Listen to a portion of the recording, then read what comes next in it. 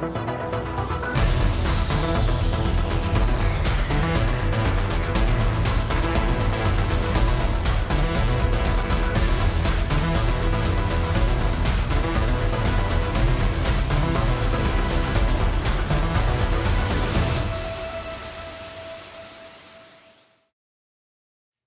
guys, Squirrel here, back with some Transport Fever preview. Boy am I enjoying this game. I thought what we'd do is we'd go in for a free game and just play around, and we'll have a look at some of the more newer aspects of Transport Fever. Certainly things that have changed massively over Train Fever. I'm going to go for Europe because I quite like the European style. This is quite kind of Western and sandy, and this is European and green. And I kind of like the architecture and the trains I'm more familiar with. So I'm going to go with Europe. I'm going to set the world size to be large. I'm going to go with a ratio of 1 to 3 so we get a more rectangular game world. Terrain type, we can go for flat, hilly, or medium. I'm just going to go medium so we get a nice mixture.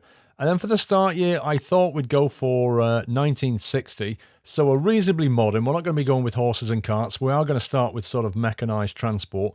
And the difficulty, I'm just going to set to medium, to easy because I just want to play around. I don't want to be concerned massively with the economics of the situation. Let's just have fun and see what this game's got in it. Well, here we are, a newly generated world. It takes it a minute or two to generate the new world, but you can see it's pretty big. I mean, we did choose large world. Look at the size of this thing. Wowzers. Oh. The problem we now face is... Wow, look at that body of water. The problem we now face is finding stuff to do. Wow, this is absolutely huge. We need to find connections. We need to find industrial connections and start making some money. So I'm going to have a quick look around here and then I'll talk you through what I decide to do. Okay, I've had a good look round and I've tried to identify where we might start. And I've kind of focused in on a little area down here. What I was looking for industries that are related to each other. As in, there's a production chain there, there's a supply chain. So all industry has a start point, which is something like this, a quarry here. This is a start point because it has no requirements, so it only produces stone. That will produce stone, and if we can take that away and use it, it will produce more stone and eventually grow. So that's a start point industry right there. There's another one over here, which is a forest. That's going to produce logs. So we've got logs, we've got stone, and there's another one here, which is producing grain and livestock. These three alone are pretty good because they're near two cities. They're very close to two cities, and there's another city over here. So what I'm trying to get at is, if we create passenger runs between cities, that's great. That's going to produce money, moving people around. But we also want to grow the cities, and the way that we grow a city is by supplying it with the things that it needs. If I just turn that back on. If we click on Bishop Auckland, for example, it requires construction material, machines, or fuel. If you start providing these, it will grow the yellow industrial and provide more jobs. If you bring in tools, food, or goods, it will grow the blue commercial, and that will provide more shopping facilities. Ideally, you want to try and grow something in this line and in this line, and that's going to help the city to develop quite quickly. Then if you can move people around, well, then you're going to be onto a winner if you do all three. So the next thing to do is to work out where's the intermediary industries that are nearby so that we can actually convert these raw materials into something that a city wants. Well, I had a look round. There's one there. That is going to take in logs and produce planks. And then planks need to be taken to this place, because if you take in... The way to read this, by the way, is that's an ore line. So 2 lots of planks or 1 lot of steel will produce 1 lot of tool. So what we can do is we can take the wood from here, the logs, to here, produce planks, then bring it over to here and produce tools. And a city likes to have tools. Equally, we can take the grain from here and take it down to here, which is a food processing plant, and it will convert it into food, which we can take back to the city, because the city likes food. So that's another option. There's also the quarry, which can go to here, and if we take the stone, it will convert to construction materials, and construction materials are fantastic for growing the city. So there's a lot of options. There's a lot of things going on around here, which is why I kind of focused on it. But we've got $30 million in the bank. That's quite a lot of money. But I think we should just start small here. I've got it on pause, but what I plan to do is we're going to start off by taking stone from here over to this plant here, and then we're going to bring the goods back to Auckland. And then what we're going to do is we're going to start expanding the goods to bring them back over to Seaford as well, because we kind of want to grow the two things in equal proportion. Also, if you've got two places that are demanding goods from here, this will help this to grow. So the only real question is, should we take our trucks through the city, or do we try and do a direct line across?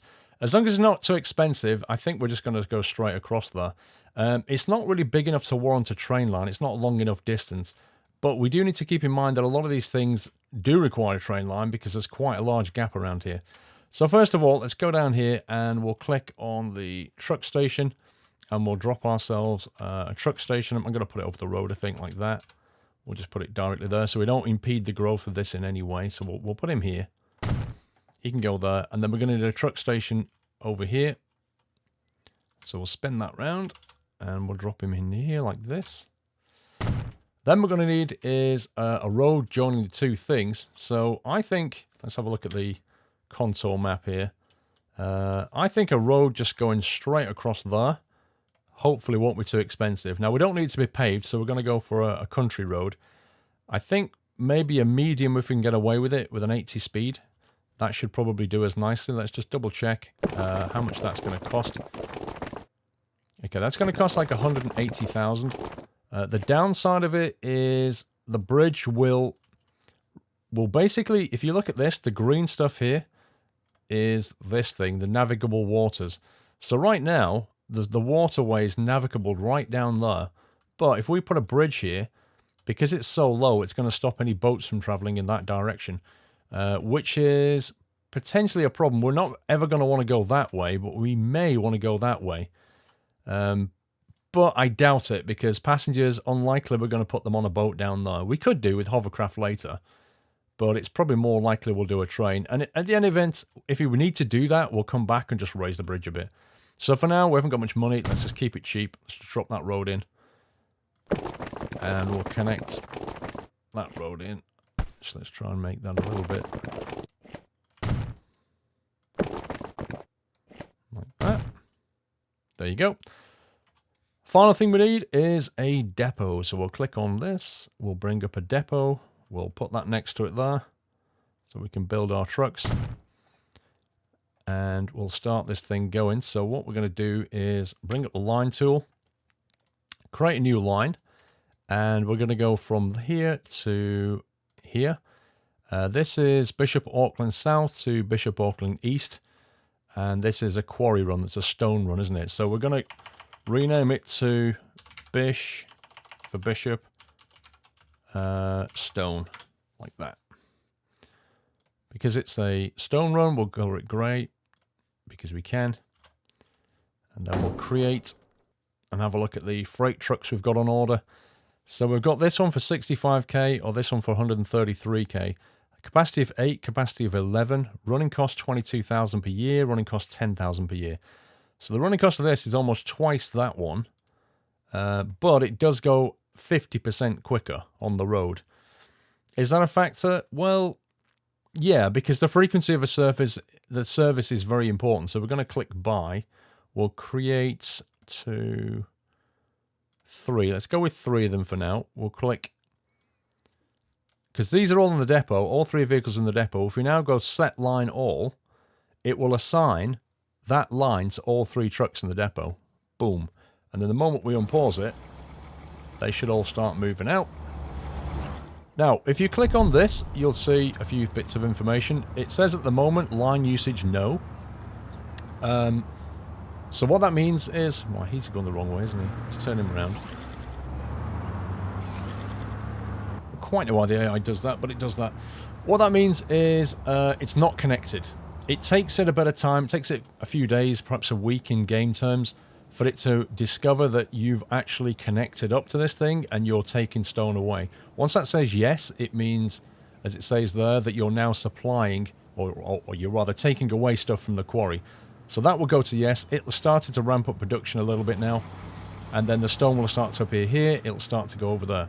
But that's only half the job, because what we've not done is we've not actually taken these construction materials away. So we could build a brand new line, or we could just basically use the existing stuff that we have. We could leave those trucks just doing the quarry run and have some other trucks come over here and do the construction materials. Let's turn on that display. Now with construction materials, what we want to do is deliver it to commerce and industry. So I'm looking at this and I'm thinking, what we should probably do is connect these roads. Now these are paved roads. They look like large street ones to me. Nope. Medium street ones. There we go. So we're going to be really nice, and we're going to expand the city. The game will grow the city itself, but sometimes you just need to do this kind of thing because it's going to get you where you want to go. And what I'm trying to do, like that, is create a station right in the heart. Hopefully I'm not going to destroy anything. 217 grand. Wow. Okay, so that's actually going to cost a lot of money because it seems to be embedded in the ground if I turn it the way I want it. So what I'm going to do is build it like that and then connect it in. Construction not possible. Okay. That's annoying. There we go. That'll do. As long as it's connected, that's the main thing. But if you click on this thing, you can see the catchment area is this stuff here and this stuff here. It's not fantastically well connected. It's not got all of this, so it's a bit of a disappointment, to be honest, because I wanted it oriented this way. So I think what I might just do is scrap that idea and build it over here instead, just because it's going to get a better catchment. That. So what I was trying to do was orient it this way, but because the ground is so annoyingly hilly here, it was going to cost me a lot of money to put it down. So live and learn, we'll put it down there. And that's going to give us a target for the construction materials from here. So, next thing to do. We know that these trucks are limited to 60 kilometers per hour, and we know that that's a medium road. And so that road there is restricted to 80 kilometers per hour, which is fine. But this one isn't. This one's... actually, that one is. This one, on the other hand, is not. And so if we spend a bit of money, like this, we can actually upgrade those roads to be a higher speed. That's going to pay dividends later. Because I don't know if the trucks are going to want to go this way or this way. They may choose their own route. Going to click on new line, and we're going to go from there to there, like that. There you go. So you can see which way it's gone now. We need to name this line, but we don't need to, but I like to. We're going to call this one Bish for the city, and Conmat, which is construction materials. Just so that we know what it is. It just kind of makes life a little bit easier. We'll colour it orange, like that. Hopefully, production should start pretty soon. This should now be connected, yes, which means stone is going to get dropped off here, which means he has got some stone on him, which is what we need. So he'll go there, they'll start converting it into construction materials, and then we're going to get some trucks to bring it back over here. Don't want to click on upgrade. Oops, wrong one. Buy vehicles, freight vehicles. 1, 2. We'll just have a couple of... I mean, we could send them up there as well, but it's a bit far. I'd rather do that with a train, I think. But we haven't got a train yet. Actually, we'll buy 3. Set line, construction materials, and off they go. Okay, so we've set up our first supply chain. That's really cool. That's going to take a bit of time to establish, and then once it does, we'll come back and start looking at it a little bit more and seeing what it's doing. In terms of these two cities, well, we could start on a freight train, a passenger train run, We could try linking these guys together and trying to get some money that way. We could have a bus service going around here, coming over to a passenger station, and then the same thing over here. And if we're really clever about this, if we really think about this, although that is on a nasty hill, isn't it? Good grief. If we think about this in terms of the future, we know we want to get over here at some point. We may want to go up to Seven Oaks again later. That is a really horrible hill. So we need to think about where we're putting cities. We need to think about where we're putting platforms. Because if we put them in the wrong place now, or put the lines in the wrong place now, it's going to really get inconvenient later. I don't want to put anything on this side of Seaford. It's just a way too hilly. So I think what I'm going to do is I'm going to put my station here, somewhere like that, with a view to it going off that way later, and also trying to use this line a little bit, because I know I want to go there and there. So we want a line that's coming roughly like down through here, and then down to here, probably crossing over the road there, stopping here. Later on it will go that way. So that kind of a line effect through there. And then it would also branch off, perhaps, and go off into that direction. So I think maybe a platform somewhere along that mark there would be the best thing. It's near residency, so that's nice. It means people can get to it fairly easily. So just what we need to do is extend that road. Like that. And we'll just extend a little bit more, curl it round a little bit. And then we're going to start building a train. So we want a passenger train station. Single platform's going to work for now. Spin it around. Construction not possible. There we go. Okay, it doesn't like the angle on that, so let's just turn it around a little bit more. There we go. So make sure when you put it down it's nice on relatively even ground. Bear in mind that this is a hill though, as you can see. So that allows us, I mean, when you expand these things to more tracks, it will come out this way. So that gives us room to grow that way if we want more lines going off. But we're going to need a bus run. We're going to need a bus service to get people in and around this town here. We're probably going to have to connect some roads just to make the bus looping a little bit easier. But we'll come back and do that in a second. Similarly, down here, let's have a look where the residents are. So residents are actually down here. I think a platform about here is going to work quite nicely. So let's spin that around and see what we've got. It's actually on rather a nasty hill. Look, can you see the construction that's going to happen? So look at the cost as it lays that land in. It's pretty expensive. So it might be more convenient if we build it on a flat spot here, because it's a lot cheaper. Thinking about the line later, if the line goes off in that direction, it's going to have to cut through a nasty hill. But unfortunately, I think that's the way it's going to have to be. As long as we can expand, and it won't be horrendously expensive. So I think we'll build it like that, and then we'll connect this road up.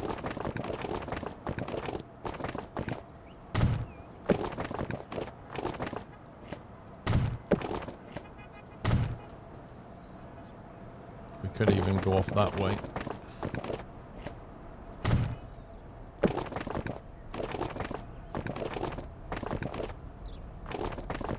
It's quite an expensive connection. There we go. That will allow us to loop around quite nicely there. We could even connect these two guys up as well, just to make things ultimately easy. You can almost see a bus circuit building up right there. So that's that bit done. We just need to get the line sorted out. I think similarly as well, I'm going to connect in these here, just to make a bus routing a little bit easier. We don't have to, like I say, we can not do that completely. Now, console lines coming on, and let's try, we're trying to get down to there, basically. So, now the way this works is, you really need to be building in short steps just to keep it cheaper. If you turn that on, you can raise and lower the ground, but you can see the cost difference if you do that. It makes a remarkably massive difference to the cost, depending on how much ground is being excavated, as you can see. So, just by clicking that, you can significantly change the price. And if you want to try and keep it level, you just click that until it goes into white again like that. So that's going to excavate a little bit of ground, but that's fine because this is about to drop down quite a steep slope here. And so... okay, we don't want to do in that. So that's £500,000 bridge. That's not happening. That is not happening. Let's try going this way a little bit. Okay. If we go this way and try and cross over the road there, maybe that's the thing to do.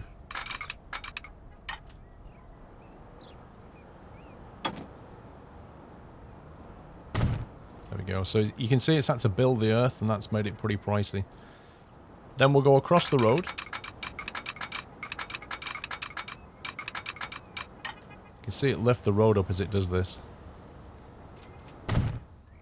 There you go. So it's kind of made a weird deformation in the track there. Look at that. It's not very nice, is it?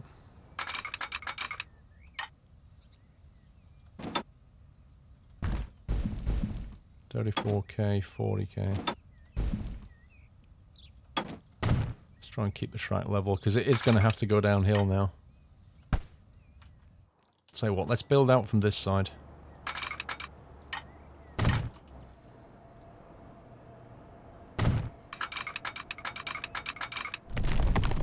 So if I was to build that, it's going to be 175 grand.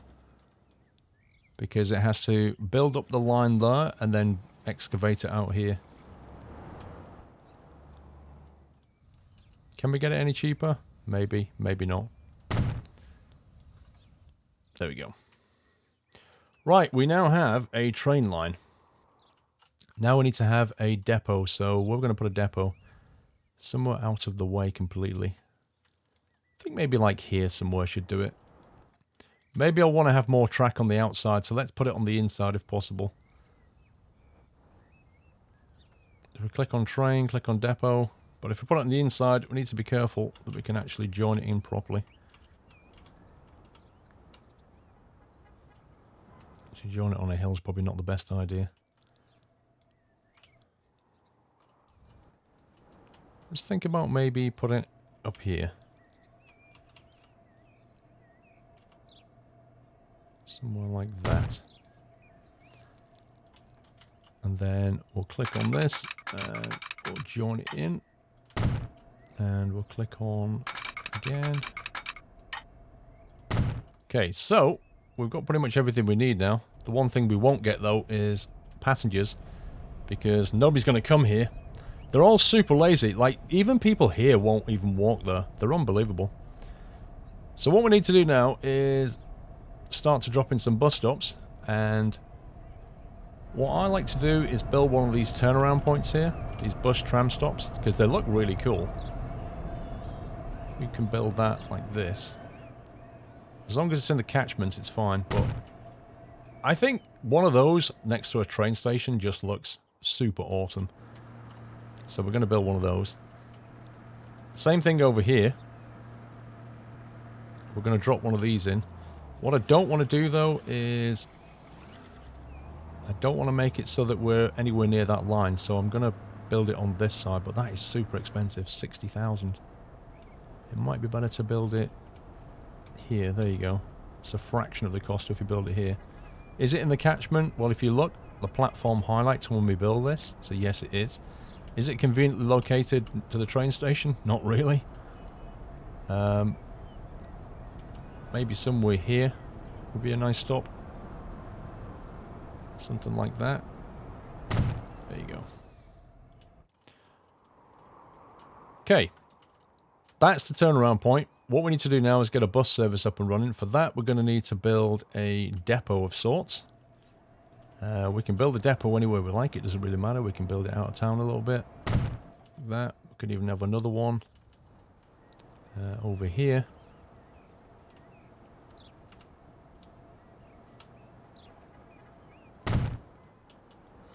We don't have to build depots. We could have used this one and just had things come there, but whatever, it doesn't matter. Right, if we click on the bus stop, and what we want to do is, we don't need to put one here because there's already one there. So let's just say, if we highlight this, and then we can see what's going on. It's important to pay attention to the catchment area. You can see how much catchment that is. If I move that further to the east, I stop catching this house here. So I'm going to put one round about there. And then we'll have him going around like this. And you can see the catchment area of this thing. It's going to go to, like, say, there. And then he's going to turn left. Now, we've got two choices here. We either bring him back this way, in which case it covers all the houses, but will it cover everything later on? Probably not, as the city expands. But for now, it's going to work nicely. So we'll create a new line. This is Bishop Auckland, so we'll create a new line. We're going to call it BISH buses. This. And we're going to add a station, so we're going to go from that one, that one, that one, and that one. Okay, that looks like it's done the right thing. Yep, so you can see the circuit like that. It looks pretty good. It's going to catch everything in the area. Let's go ahead and do the same thing over here. So we'll bring up the bus stop, and there's the depot there. So let's say he comes out and goes this way this time. So let's say a nice stop here is going to get all that industry. And then he's going to go down to that stop there. Then back up to here. Over to there. And then finally back there. So we'll bring up the line manager. This is Seaford, so we'll have a new line. We'll call it C buses.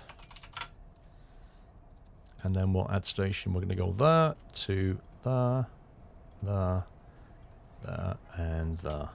There we go. That's quite a nice line. So now we just need to drop the buses in, and then... Did we build a line for the actual train? We didn't, did we? So that's Seaford to Bishop. So let's create a new line for that. We'll call it C Bish train. We'll go from this station. Did that work? Seaford, yep. Down to Bishop like that. And that will just go forward and backwards for now. We're only going to run one train, so we don't need to worry about any signalling or passing loops or anything like that just now. We'll just focus on what we're doing here. Buy road vehicles. Right, passengers, what do we want? This isn't a massive city, so we can probably get away with something reasonably small. 15, 13, and 11 passengers. 13,000, 21, and 32. 35 kilometers, 50 kilometers, and 65. Now, I'm not expecting these guys to make much money initially, but it's 1961. Let's go for one of these guys, I think. I think maybe a couple of these guys initially, just to get us going. 1, 2, and we'll add more later once the whole demand picks up. So we'll go click all, and this is where naming your lines really helps. So this is Seaford buses. Off it goes. We'll then go down here. We'll click on the depot. We'll go for passengers. 1, 2. We'll click on Bish buses. Then I'll go. And then finally, to complete the whole passenger journey thing, we're going to click on buy a train. Now this is the big decision because, you know, these guys are expensive. Like, trains are expensive. And you want to make sure that you get the right loco and the right mix of carriages, you know, because... Well, if you don't, like, everything has a running cost. Even the wagons have a running cost, look. So just having one of these passenger carriages is going to cost 112,000 per year. So if you can't fill that with passengers, it's going to sit there and eat away at your top line. Now, that does 90 with a 237 per year running cost. This does 75. It's also about tractive effort as well. I mean, this isn't a particularly steep hill, and we're not going to be hauling freight, so we don't need that much tractive effort. We'll what we're really interested in is the bottom line cost. This looks good to me. 237,000 per year. It has a top speed of 90, which is pretty good, to be honest. Yes, it's built at Southwest Germany's locomotives equipped with larger wheels and longer fixed wheelbase. It's 1.4 million to buy, but it's a heck of a lot cheaper than anything else that's on offer right now. We can't make this kind of money, so if we go higher, we're just going to kill ourselves financially. So we'll grab one of those.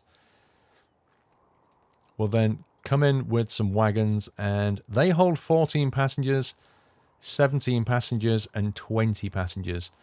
The running costs, though, are 90, 112, and 161. So to go from 17 passengers to 20 passengers will cost you another 50 per year, which is a lot of money. As if by magic, another carriage just became available. That one. Just became available because we hit 1962. 200,000 per year for an extra passenger. But the main thing is it's top speed rating, which isn't a problem for us. We can only do 80 anyway, so it's not too bad.